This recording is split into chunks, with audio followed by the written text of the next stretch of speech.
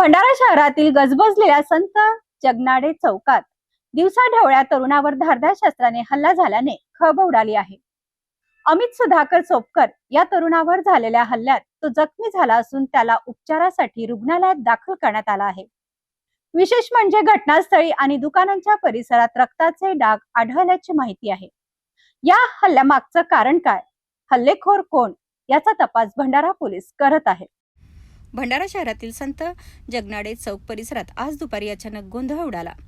गजबजलेल्या रस्त्यावर एका तरुणावर धारदार शस्त्राने हल्ला करण्यात आला. या हल्ल्यात अमित सुधाकर चोपकर हा तरुण जखमी झाला असून पोलिसांनी त्याला तातडीने रुग्णालयात दाखल केलं. त्याच्यावर सध्या उपचार सुरू आहेत. दिवसा आणि गजबजलेल्या परिसरात हा प्रकार घडल्याने नागरिकांमध्ये काही काळ भीतीचे वातावरण निर्माण झालं. घटनास्थळी रस्त्यावर आणि दुकानांच्या परिसरात रक्ताचे डाग आढळल्याची माहिती आहे.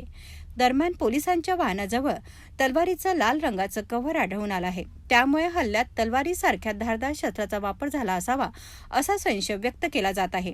मात्र याबाबत पोलिसांकडून अद्याप अधिकृत दुजोरा मिळाला नाही. हल्लेखोर कोण आहेत, हल्ल्यामागे नेमकं कारण काय आणि वापरण्यात आलेले शस्त्र कुठे आहे, या सर्व प्रश्नांची उत्तरं पोलिसांच्या तपासानंतर स्पष्ट होणार आहेत.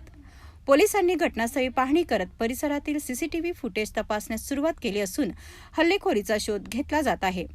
जखमी अमित चोपकर याचा जबाब आणि पोलिसांच्या पुढील तपासातून या हल्ल्यामागील नेमकं कारण समोर येण्याची शक्यता आहे.